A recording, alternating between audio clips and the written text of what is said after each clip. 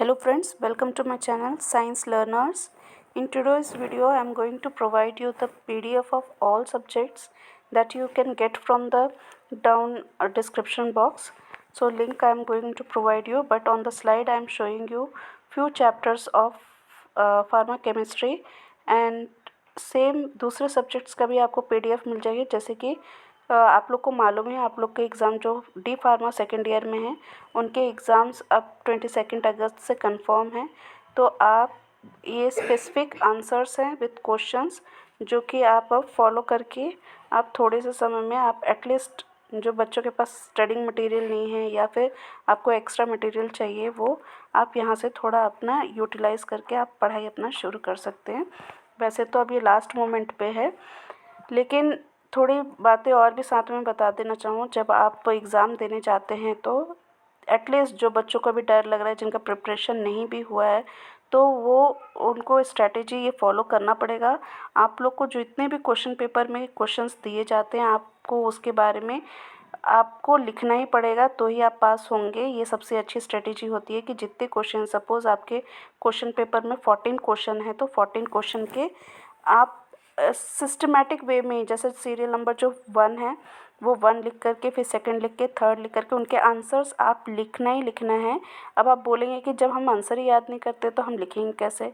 तो आप अपने सिलेबस के सारे टॉपिक्स को एक बार समझने की कोशिश कीजिए। एक बार आप उसको सुनिए, कम से कम उसकी वीडियोस वगैरह सुन करके उसको समझने की कोशिश कीजिए और फिर कम से कम सारे जो टॉपिक्स हैं उसके डेफिनेशन और क्लासिफिकेशन वगैरह, जैसे कि आप केमिस्ट्री में देखते हैं या कॉग्नोसी में देखते हैं, उसके डेफिनेशन और उसके एटलीस्ट कॉलोजी वगैरह में भी, हाँ सॉरी कॉग्नोसी तो नहीं है, कॉलोजी वगैरह में जो क्लासिफिकेशन वगैरह जो रहता है, जैसे कि ये है एंटी कैंसरस ड्रग है तो उसके आप ड्रग्स, उसका डेफिनेशन और उसके क्लासिफिकेशन अगर आप याद कर लेंगे तो आप 50% मार्क्स तो स्कोर कर ही सकते हैं। सपोज़ आपका 14 मार्क्स का है तो 7 मार्क्स तो देंगे, लेकिन अगर आप टच ही नहीं करेंगे उस क्वेश्चन को, आंसर कुछ लिख के नहीं आएंगे, तो इन्विजिलेटर अगर चाहेगा भी तो वो आपको मार्क्स नहीं दे सकता। तो इसलिए ये थोड़े बहुत टिप्स हैं कि जब बच्चे, अब आप लोग जब कम टाइम में आपको पास भी होना है और आपकी प्रिपरेशन भी नहीं है, तो सबसे पहले आप सारे टॉपिक्स को एक बार कम से कम सुनने की कोशिश करें, उसको समझने की कोशिश करें, ताकि हम कुछ ना कुछ वहाँ पे रिलेटेड लिख करके आ सकें। और जैसे आपके अगर 14 मार्क्स का है तो उसमें कोई भी इन्विजिलेटर है और आप कुछ लिख करके वहाँ पे आ रहे हैं वो भी रिलेटेड, तो 0 मार्क्स तो नहीं देंगे आपको। मार्क्स ऐसा धीरे धीरे उसमें 2 मार्क्स 3 मार्क्स 4 मार्क्स ऐसा मिलते मिलते आप पासिंग मार्क्स, यानी कि जो कि आपको 20 से लेकर 25 मार्क्स के बीच में लाना है अकॉर्डिंग टू योर सेशनल कैसा आपका गया है। सेशनल में अगर आपके 20 में से 18 आ गए तो वहाँ पे आप 22 भी लेंगे, तो टोटल ओवरऑल आपके 40 मार्क्स होने चाहिए। अगर आप 40 मार्क्स स्कोर कर लेते हैं तो आप पास हो जाते हैं। तो उसके लिए 20 तो आपके सेशनल इंटरनल हो गए और 20 में से 18 आप ले लेंगे या 19 ले लेंगे, तो उसी के अकॉर्डिंग यहाँ पे अगर आप अपना टारगेट 25 भी है आपका मिल जा रहा है तो आप पास हो जाएंगे इसलिए। तो 20 मार्क्स या 25 मार्क्स लाना कोई बड़ी बात नहीं है, बस आपको सिलेबस पूरा ध्यान से एक बार सुन लेना है। अभी भी लास्ट मोमेंट पे भी घबराना नहीं है कि कैसे होगा क्या होगा, हमको कुछ नहीं आता। लास्ट मोमेंट तक भी आप पूरे अपने टॉपिक्स को देखें और उसके बारे में आप एक बार समझ लें, सुन लें, उसका जो क्लासिफिकेशन डेफिनेशन है वो याद कर लें, ताकि आप उस टॉपिक पे अगर आ गया तो आप कुछ ना कुछ लिख के वहाँ ज़रूर आएंगे। और ये जो मैं स्लाइड आपको दिखा रही हूँ इसके PDF आपको नीचे मिल जाएगा, उसके लिए कोई प्रॉब्लम नहीं है। और जो ये है कि पास कैसे होंगे, तो पास होने का यही है कि आपको सारे आंसर अटेम्प्ट करना है, वो भी सीक्वेंस वाइज ही आपको वहाँ पे लिख करके आना है। जैसे फर्स्ट क्वेश्चन के लिए एटलीस्ट 1 पेज पे आप लिख रहे हैं या 2 पेजेस पे लिख रहे हैं, अकॉर्डिंग टू योर मार्क्स आपको वो पेजेस उतने आपको लिखना पड़ता है।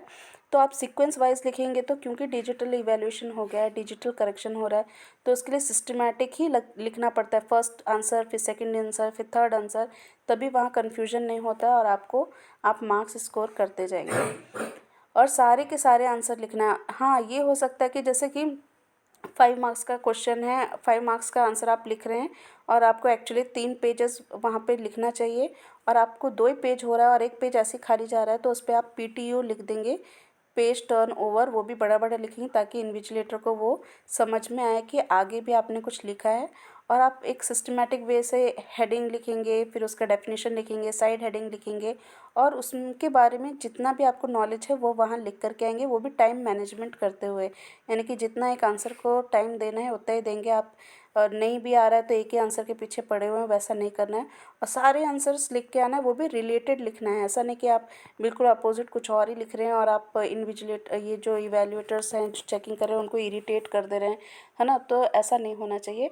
तो इसलिए लास्ट मोमेंट पे भी बिना घबराए एटलीस्ट पूरे टॉपिक्स को देखें, उसको समझें और उसके बारे में आप कैसे रिप्रेजेंट करेंगे, कैसे लिखेंगे, वो आपको अपने माइंड में सेट करके जाना है।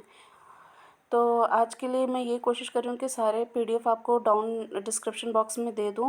फिर भी कुछ और मेरे को स्टडी मटेरियल अगर मिलता है तो मैं देने की पूरी पूरी कोशिश करूँगी। और जब तक के लिए अपना टेक केयर करें और मेरे चैनल की पे अपडेट आप देखते रहें, मिस ना करें, क्योंकि कुछ भी कभी भी अपडेट्स आ जा रहे हैं बोर्ड एग्ज़ाम से या कुछ भी चेंजेस हो रहे हैं, इसलिए अपना कम से कम डी फार्मा का तो न्यूज़ रखना चाहिए। तो उसके लिए अपडेट के लिए आप मेरे चैनल से बने रहें। Till then take care, thank you.